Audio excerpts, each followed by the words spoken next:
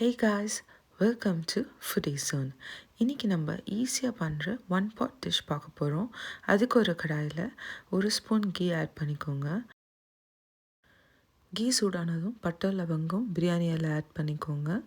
அது கூட தின்னாக ஸ்லைஸ் பண்ண 2 வெங்காயம் ஆட் பண்ணிக்கோங்க. இப்போது வெங்காயம் நல்லா வதங்கின பிறகு 1 ஸ்பூன் இஞ்சி பூண்டு பேஸ்ட் ஆட் பண்ணிக்கோங்க.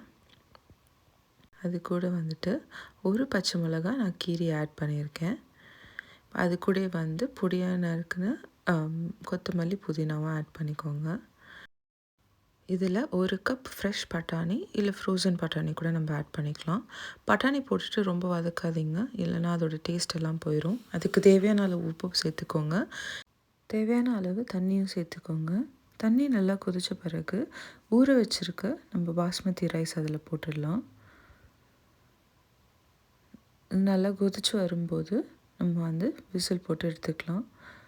நான் இங்கே 1 கப் அரிசிக்கு 2 கப் தண்ணி ஊற்றிருக்கேன். இப்போ 3 விசில் விடலாம்.